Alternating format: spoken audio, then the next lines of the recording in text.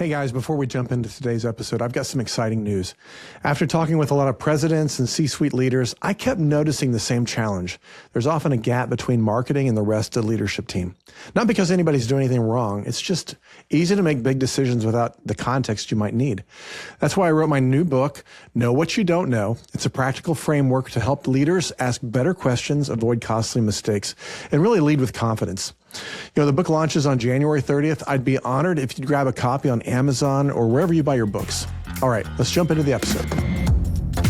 You're listening to The Higher Ed Marketer, the podcast for marketing professionals in higher education.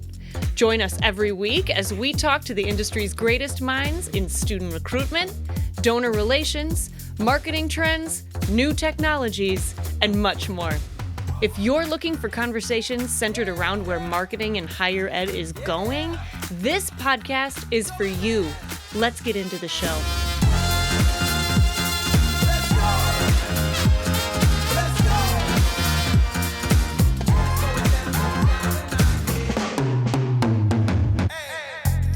Welcome to the Higher Ed Marketer Podcast. I'm Troy Singer with Ring Digital, and I'm here with Bart Kaler from Kaler Solutions. And today, we are going to be talking about admissions at the crossroads, faith, leadership, and the future of enrollment. Today's guest, Keith Ramsdell, president of the North American Coalition for Christian Admission Professionals. It's NACCAP. Keith brings nearly 3 decades of experience in enrollment management across undergraduate, graduate, and strategic enrollment leadership roles. Prior to becoming president at NACCAP in September of 2025, he served as vice president for enrollment management and marketing at Ashland University, where he provided leadership across residential, graduate, online, and international enrollment efforts. Yeah, this is a great episode. Keith and I got to know each other this fall. We were at a conference together, I think October. I think he'd been at his role for like 2 or 3 weeks. And so he was already on the ground running at that point. And I've just been amazed at what he's accomplished here in the first few months that he's been there. But this is a great conversation. I think we talk a lot about where admissions is today. We focus on Christian higher ed, but even if you're not within a faith-based school, I think you'll walk away with some really good things. I think he has some really practical tips. He comes from a broad background. So even though he's in, kind of running NACCAP right now, his background has been in more non-faith-based type schools. And so I think he brings a really good perspective on everything. And so being able to really help navigate where the enrollment pressures are right now with the demographic changes and enrollment cliff, and as well as we talk a little bit about graduates. So there's something for everybody here today. So really excited to share that with everyone. Yeah, and he also gives it from a storytelling perspective. Yeah. Here is our conversation with Keith. Keith, Bart and I ask this question at the beginning of every episode because we love putting our guests in the spotlight, the hot spotlight, from the very beginning. So Keith, if you could please share something interesting or surprising that you've learned recently that our audience might find meaningful or fun. Oh, that's a great question, Troy. So here's what I've learned. And I told Bart that I wasn't going to tell him in advance because I wanted to get his raw, even now, I'm getting his raw reaction. There we go. Let's do it. What I've learned in the last few weeks is that the 6 degrees of Kevin Bacon applies to Christian admissions. So I'll give you just a couple examples. So I met one of our NACCAP partners yesterday, and I told him that I had worked for a number of years at a Free Methodist church. And he's like, "Oh, I was Free Methodist." He's like, I used to serve at this church. And he tells me the name of the church. And he's like, "Our pastor was Glenn." I said, "Glenn Teal?" I said, "Glenn Teal hired me at the church that I worked at." And then somebody else had asked me, we were talking about, you may know the name Carlos Campo, who's now CFO of the Museum of the Bible. Yep. Well, he hired me as VPEM at Ashland University, and we were talking to one of my team members just yesterday, and she's like, "Well, I'm going to be spending the holidays. My father-in-law lives in Ashland, and guess whose house they just bought?" Carlos's old house. So Anyway, That is indeed the truth. absolutely. Absolutely. It's a small world. Well, you did deliver and brought some wonderful facial expressions out of Bart. So congrats, Keith. That was my goal. There you go. The first official subject that we would like to discuss with you is the state of admissions today and what's changed and maybe even importantly, what hasn't. So from your current vantage point, working closely with admissions leaders across the country, how would you describe the state of higher ed education admissions at this point right now? Yeah, it's a good question, Troy, and it's a difficult question to answer. I don't think any of us who have worked in enrollment management for, say, the last 20, 25 years, change is just a given, right? We just know that things will change over time. But I don't think that any of us could have ever predicted the amount of change, the amount of churn that we've experienced, especially since COVID. Yeah. But if you look at just the last couple of years, and I just made a few notes here, I said, you've got changes in federal policy. You've got changes with the elimination of Grad Plus loan, ongoing visa issues for international students, the demographic cliff, more severe depending on where you live. But I'll even add in there, if we have any Canadian members who joined in, I heard a couple weeks ago, they said, well, the demographic cliff doesn't impact Canada. And I pulled up Canadian demographics, and it won't hit until next year. And then it's a 10-year slide. It almost mimics ours exactly. School closures, especially in the Christian sector, just, one after another. And all of that has led to admissions leaders just being on edge. Yeah. And if we thought we were under pressure before, and I've been in this a long time, Bart, I know you've been in this a long time. We have felt pressure before, but I don't think we've ever felt pressure like we're feeling right now. No, I would agree with you on that, Keith. And I think that's where, when I'm talking to people, a lot of people are like, well, there's opportunities in that pressure. Because some pressure creates diamonds. And then there's also, a lot of other challenges where sometimes if it doesn't go right, there's a lot worse things that are going to happen. So how do you think that a lot of institutions are really trying to kind of posture themselves in this? Because I think that you can look at it from it's a mindset standpoint, from an attitude, but then there's also just some realities of what they've got to do. Yeah, no doubt about that.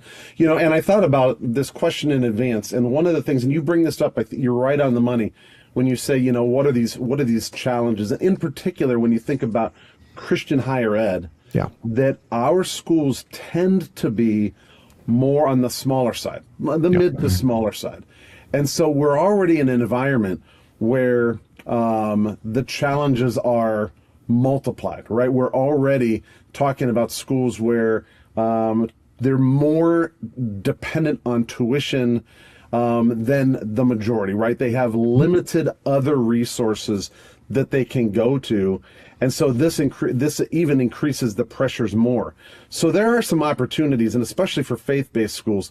And one is consistently, as I've looked across the United States and Canada, and I've talked to some of our NACCAP members, one of the things that has been a consistent message is that those schools that are truly leaning into their mission have performed better. Yeah. Right. And that's almost counterintuitive, right? Because we know a lot of schools over the years that have said, hey, if we just water things down a little bit, if we water down our admissions requirements, we water down our mission statement a little bit, in these challenging times, we need to open the doors a little wider. Mm-hmm. But the schools that have really been successful in recent years, at least from what I can see, are those that have leaned into what they stand for. So I think that's number one.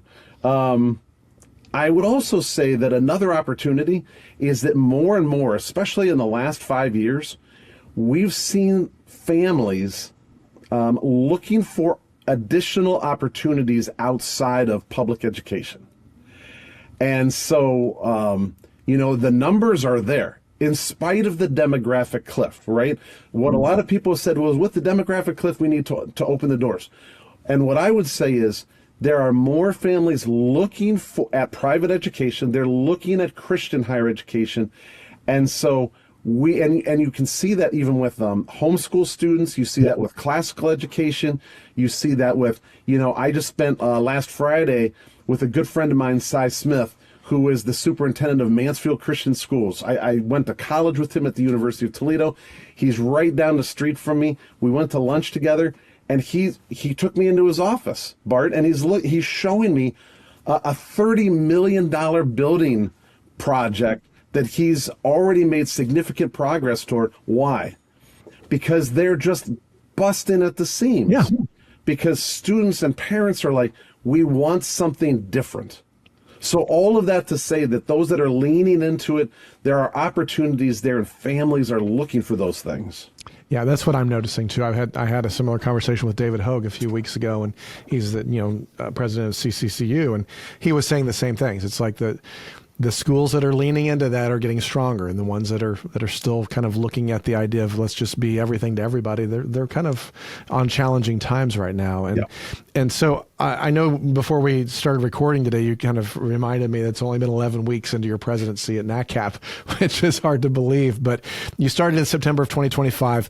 What do you think has surprised you the most about what admissions professionals are carrying in this challenging time? I mean, we talk about the idea that it is more pressure than ever, and that they're carrying that not only in just the responsibility, but I think emotionally, spiritually, practically. I mean, what's going on? What are you hearing from the people that you're talking to? So let me flip that question a little bit first, Bart, because what I want to start with is what doesn't surprise me. Okay, that's fair. And what doesn't surprise me is that, and I learned this over the last 5 years serving as a VPEM at Ashland, that, I came into that role thinking that, okay, this is all about strategy. This is all about building, the plans, and, people will just come through the doors. And in fact, what I found my primary responsibility was to champion my team, cheer for them, protect them, and keep them away from the distractions that might come up on a day-to-day basis. Because by and large, they're carrying the weight of the university. And I remember very early in that role, I said, and I've never been one to kind of shy away from what I'm thinking. You can ask my wife; it'll get me in trouble. And what I said I said this to our executive team. I said, look, if we actually believe that we're going to put the future of the institution on a half dozen 25-year-olds, we've got a real problem. Yep.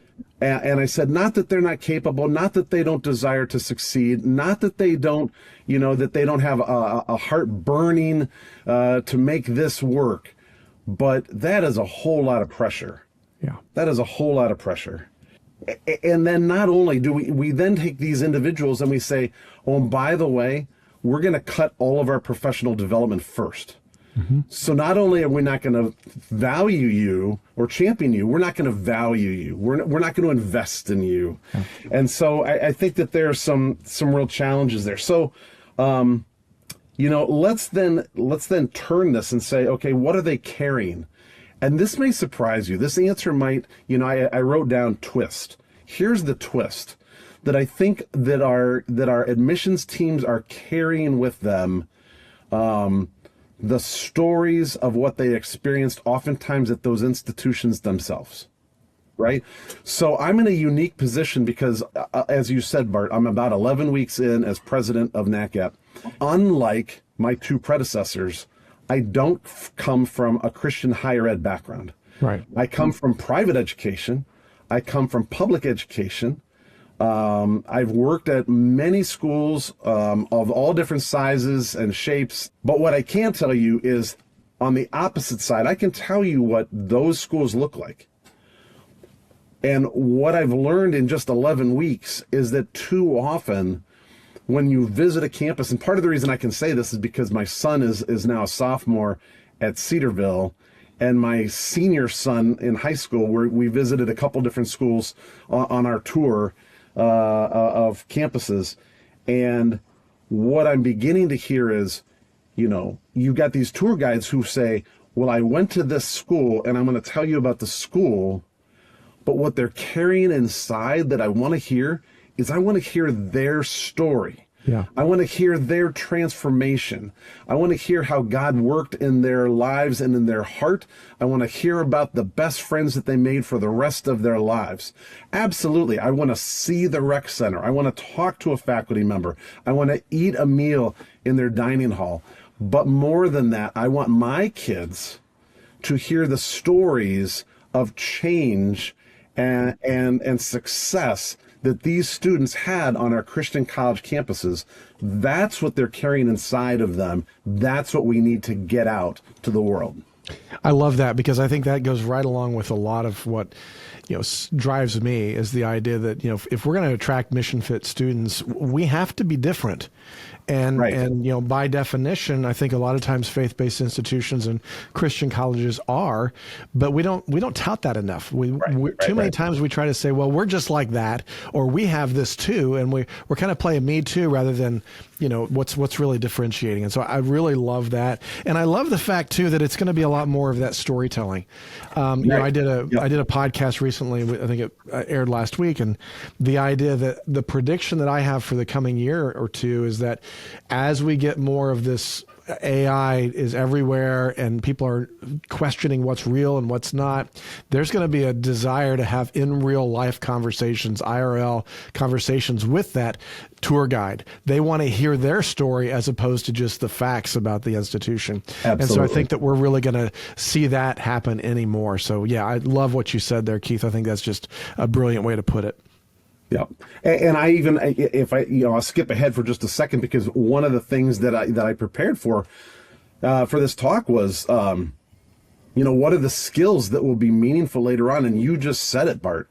It's storytelling, and it's storytelling in person, right? It's storytelling in a podcast format. It's storytelling in social media, and it's storytelling in a video format.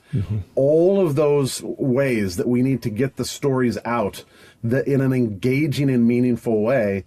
And too often, and I'll say this even about my own kids, they haven't been raised to be storytellers, right? They don't talk on the phone. They barely talk to their friends, right? Right. And so how do we encourage them? How do we train them to say, hey, you don't have to do it in the format that we're used to, right? It doesn't have to be long form.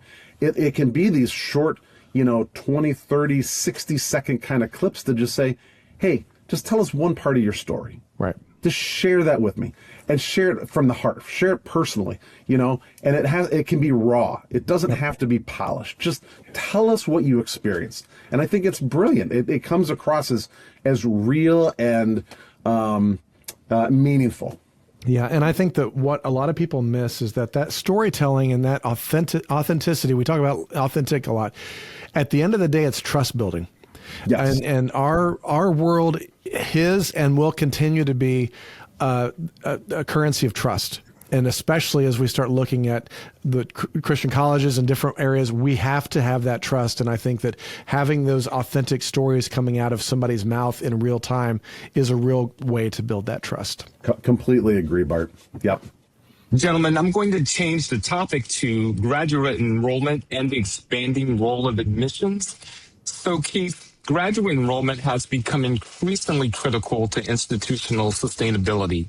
Would like to know from your perspective, how do you see graduate and adult enrollment reshaping the role of admissions offices?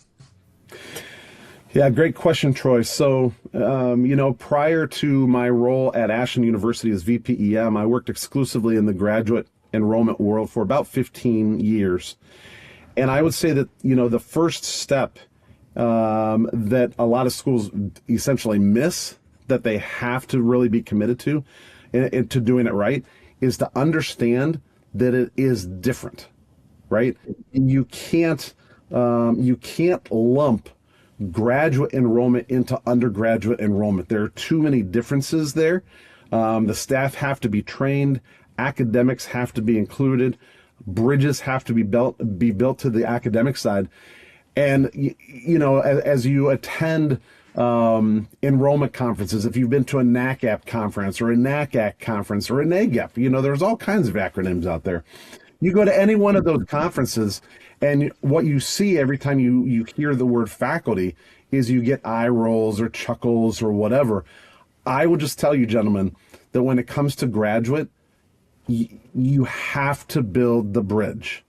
You have to understand the academic side of the house. You have to ask the questions, and you have to work in tandem with the faculty, because the desires, the reasons that these students are pursuing a graduate education are vastly different. These aren't 17 or 18-year-olds who are saying, hey, it's time for me to go to college. Right. So they just, you know, they look and then they choose and then they sign up. You know, I mean, that's oversimplification, but that's essentially the way that it works. Graduate doesn't work that way. There are different purposes, different meanings and reasons behind it. I think that's really important, and I want to stay on that for a second, because I think that you know, we do a lot of work with graduate enrollment and marketing, and I think that a lot of people miss that, because I think you're right that the investment not only in time but of their own resources to pursue that degree, because they need to get to another place in their career. Usually they need to get credentialed or move up so they can, you know, pursue other areas in their career. I think that's so critical that we understand that and we really approach it that way. And I like your point about the faculty, because I think that's something that I think a lot of times we talk about, you know, hey, like, sure, we talk about flexibility in the marketing. We talk about, you know, work-life balance, all those things that I think everybody knows. But tease that out a little bit more about why you think that partnership between admissions and even marketing is so critical with faculty, because I mean, I want to understand a little bit more about that. Yeah, that's a great question, Bart. So there's a couple things that I think that I'd like to share with our audience. And one is, especially, and this happens a lot, especially on, I would say, private school campuses, where the people who end up working in graduate enrollment started in undergrad, right? True. So I had, and this wasn't exactly true for me, but I had 9 years working on the undergraduate side, and then I worked full-time at a large church, and then I went into graduate enrollment. So my experience was, well, this is the way that it's done, right? And you've got your travel, and you've got your college fairs, and you're like, oh, wait a minute. None of that applies. I got 12 weeks. It doesn't work that way in graduate. And so, but what is important is, as we've already said, the students are making decisions based on other criteria, right? They're looking at faculty, they're looking at the amount of time that it's going to take, they're looking at how it will move the needle in their careers. So that's something that they need to take into consideration. They're looking at, in many cases, the faculty that they will work with over a period of time. And so the questions that are being asked, by and large, aren't questions that the enrollment professional can answer, right? The enrollment professional, and my position has always been this. If the question is, how do you fill out the application? I'll answer that question. If the question is, what's the application fee, or what kind of financial aid is available for grad? I'll answer that question. Sure. Right? The basics, the process kind of things, I'll answer. If the question is, tell me about the curriculum, tell me about the work school balance, tell me about the thesis or the project at the end, I don't want to touch that. I don't want to answer it. Could I answer it? Yes. Is it better coming from the faculty member who they'll be working with? Absolutely. 100%. And so my opinion on this is you've got to get the correct training for the admissions person so that they understand all of the differences. It's not just academic. You know, I now have a pretty complete understanding of, like, I sat on graduate council when I was at Bowling Green State University. I was a part of new program development. I understand the accreditation process. I understand why there are limitations, course limitations, enrollment limitations, and enrollment limitations within a program. And oftentimes it's driven by the accrediting body, right? For your undergraduate admissions rep, they go, well, that doesn't make any sense. right? We just enroll more students. And on the graduate side, it doesn't work that way. Right. And so the more you can engage with the faculty member and understand those differences, the better you can represent the program in a meaningful way. And now you're not adversaries with the academic side, you're collaborators, and that's key. Yeah, I want to do one more thing on this faculty because it's so critical. And I think that I might hear some people saying, well, that's great, Keith. My faculty hardly say hi to me. I don't know how I can get that. Talk about building those relationships and those bridges. I love that question, and I knew you were going to go there, Bart. And here's what I say, right? And it may sound crazy. Take them to lunch. Yeah. I am a huge believer, and especially on a Christian college campus, we talk consistently about breaking bread together. And that's always been my approach, is that if you feel like you've got a faculty member who isn't cooperative or won't give you the time of day, I guarantee if you say, you know what, I want your success, you want to be successful, and in order to do that, we've got to work together, and it would be best if we got to know each other. Yeah. And I would love to take you to lunch. Lunch is on me. I would love to take you to lunch so that we can get to know each other better. You can tell me about your program if you want to. I just want to get to know you, and the best way to do that is just hang out and realize, hey, guess what, guys? We're on the same team. Yeah. And we get to work together. We get to do this together. Yeah. And Love then that. Let's talk about how we can work together. Yeah. And I'll just say for anybody, that applies to any place, anybody, whether you're undergrad, grad, marketing, whatever, do that. Just go talk to people. What a great response. That was pretty much a softball for you, Keith, and you connected well. Now we're going to change the topic to NACCAP's role and the future of admissions leadership. So NACCAP has served long in the community for Christian admission professionals. And in your view, what does NACCAP need to become more of in the coming years?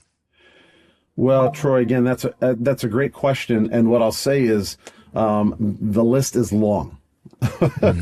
There are many things that are on our strategic plan. And I think, we just completed, in fact, I'm working on it right now, a finalized SWOT analysis that I conducted with our board and with our team. We just got done conducting a member needs assessment, two different versions of that, one with our K-12 members and the other one with our high ed members. And so that's being finished up right now. And then I'll be discussing that. Our team is meeting the first week of January at our headquarters in Huntington, Indiana. I'll be sharing the results of all of that data collection with our team first, and then with our board chair, and subsequently with the rest of our board. But here are the things that I think our audience can expect from NACCAP in the coming years. One is additional emphasis on the graduate and adult and professional audience. We've been asked for that. That's my area of expertise. We've got a great team. Molly Smith in particular has really kind of led that charge in recent years. She and I have been able to collaborate. We have a formal partnership with NACCAP, the Association for Graduate Enrollment Management. We're going to take full advantage of that. So that's going to be a key element for us. Additional support for K-12 professionals. That right now is where we're seeing, I think in the 11 weeks I've been in this role, I think we've added 12 or 15 new K-12 members just in that period of time. And so we're excited about that growth. But with that growth comes a responsibility on our end to support them even in more meaningful ways. We're looking at some research opportunities to bring some data to that population. So I think that'll be critical. We already have a strategic partners council that Denise Cunningham has really worked on brilliantly in the last 2 to 3 years. We're going to elevate that to a whole new level, working with our vendor partners and creating a new tier that we're going to refer to as our trusted partners, partners that we have worked with for more than a couple of years, let's say, that are contributing not just financially, but also educationally, in a volunteer capacity, partners who we know, instead of trying to sell something to our members, they will come alongside us and say, how can we lift our members? How can we raise our community collectively? And so we're excited about that. In the last year, we brought Andy Wright, our Director of Research and Data Analytics. We hired him. We're pulling a lot of our research projects in-house, and we're already in discussions about additional research and data that we can collect and then make available to our members so that they can use those things in meaningful ways. And then an international focus, and continuing to work closely with our Canadian partners and schools in particular. I think that's absolutely critical. We've heard that a lot. And then here's kind of the thing, the 30,000-foot view that pulls this all together, is that what I've said to my team is that we have got to be absolutely focused on value proposition. Our value proposition, and all of these things will help us to demonstrate our value proposition to our members. And then in return, we get to help our members demonstrate their value proposition to prospective students and families even more clearly. At this critical juncture in history, where a lot of these schools are saying, how are we going to get to our enrollment goals? How are we going to get to our revenue goals?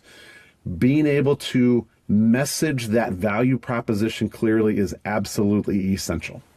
Yeah, I love that, and I'm very excited about that. You and I have had some conversations about that. I've had some conversations with Denise, and I think that's just a wonderful overlay of what's coming, and I'm excited about that. One thing that I know a lot of times, whether it's NACCAP or other organizations, we kind of joked earlier about the alphabet soup of all the organizations. I know that a lot of times those organizations provide those different things, that you just outlined, or even just like access to Christian college fairs or professional development. But I know that with what we talked about earlier, with not only the Kevin Bacon 6 degrees of separation, but also the idea that, it's a challenging time. It's, there's a lot of things going on right now, that there are some opportunities, but also a lot of challenges. And so talk about, how do you see NACCAP's role, either formally or informally, as kind of like the support system or even a strategic voice during these times of uncertainty? Because I think that's what a lot of people are looking for is, hey, am I the only person out here, VP, that I'm just dying here? What do I do? Yeah. And Bart, that's a great point. And I think we need to be the go-to. We need to establish NACCAP as the go-to for best practices in the pre-enrollment world, certainly on the Christian college area, right? In that sector. And I'm looking at ways that we need to expand that, right? So right now, even in our name, we're identified as an admissions organization. Yeah. But I will tell you, and this is a little bit of a sneak peek, and it won't be a surprise to either one of you, that is not what our members are doing, right? Our members are involved in admissions, marketing, financial aid, orientation. And so, the last thing that we want to do is to step on the toes of other organizations that are doing post-enrollment work, and they're doing it exceptionally well. In fact, what we want to do is to partner in such a way that there's almost this seamless handoff, right? That's our goal. But in that pre-enrollment period, when students are trying to figure out where they're going to go, all of these pieces and parts have to work seamlessly together. And the only way that happens on a campus is that if we are able to provide kind of the nuts and bolts of how they can best prepare for those things. Yeah. And then, of course, the second part of that is the collaboration between us. And, I think that we've met with the team at the CCCU at least 3 times in the last 3 weeks. So that's a critical piece of this, but certainly we'll be at multiple conferences and multiple meetings here in the first couple months of next year, with that specific intent of how do we work together? How do we collaborate? And I think we've already done some of that work, but we can certainly do it better. Yeah. Yeah, I think that's really, really good. I know that we're getting ready to close here, and Troy's got some final closing questions. But before we do, I just wanted to. I know there's a lot of people listening, and we've talked about a lot of different things here, and it's been really great. But I'm sure that there's a lot of people that are either brand new admissions professionals or maybe they're seasoned. And I did I did a blog a few weeks ago about what's coming, the predictions for 2026.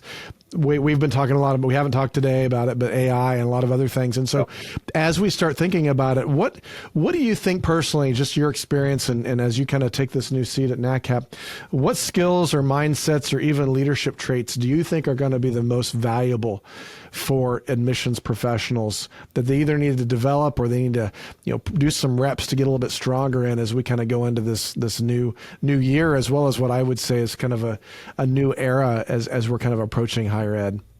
Yeah, Bart, I think that the first couple that I think of immediately are ones that should go without saying, but this hasn't always been the case in our industry: collaboration and bridge building. Yeah, both within our campuses, across our campuses, and with the vendor partners that we discussed.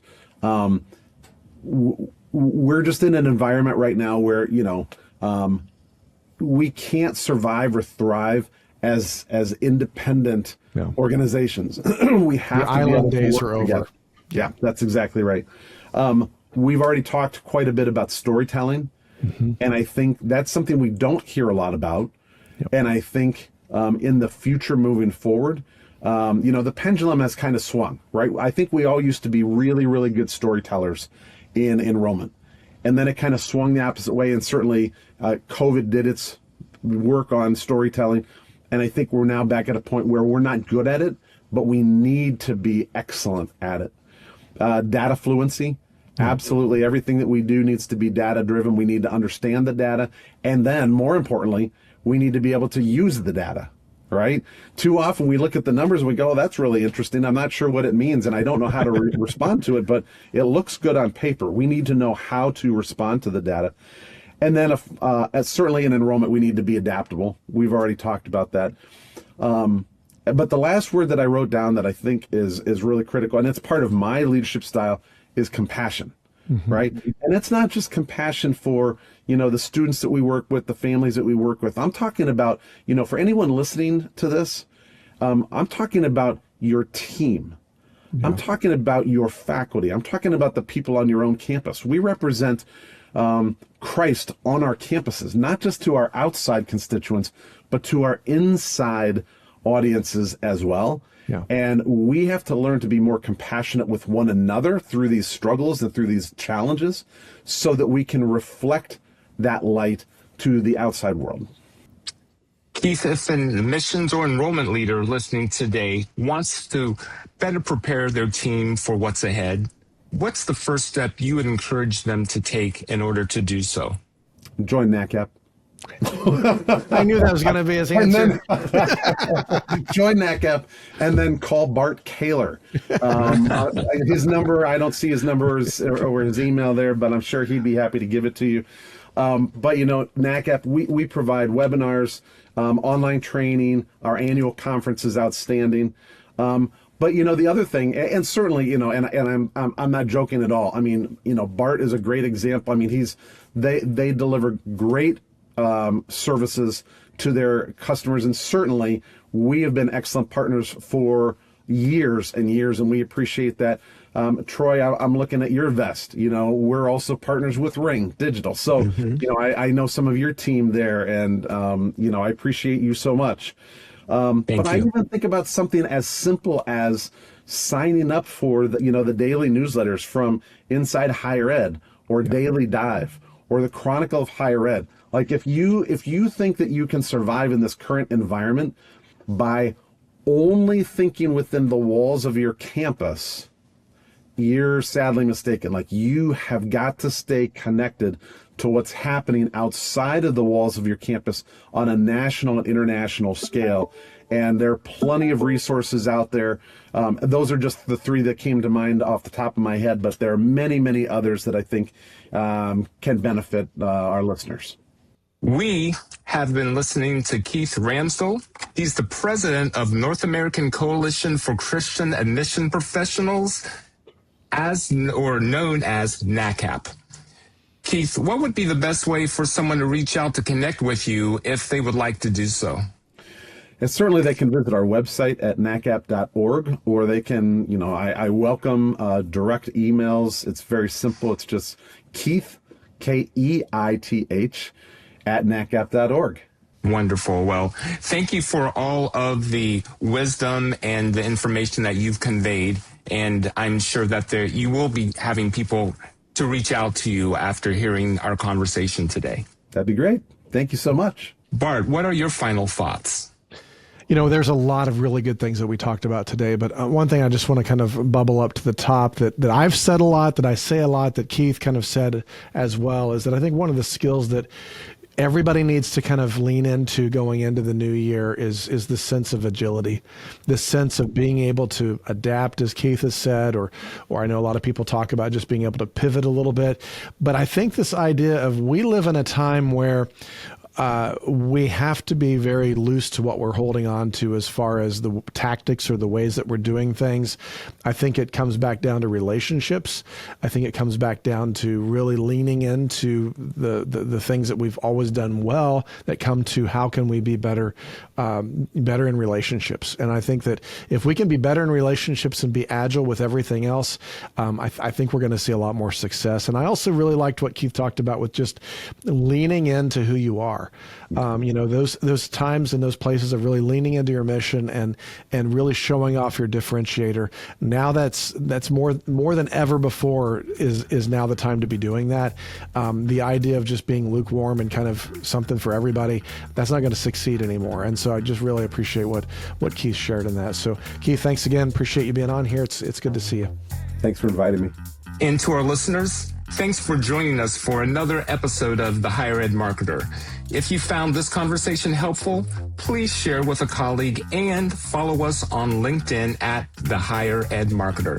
The podcast is brought to you by Kaler Solutions, your trusted partner in higher ed branding, enrollment strategy, and mission fit marketing.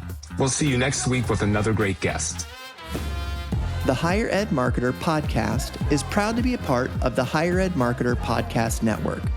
Discover even more conversations, resources, and tools to help you grow your institution at thehigheredmarketer.com, your go-to community for all things higher ed marketing and leadership.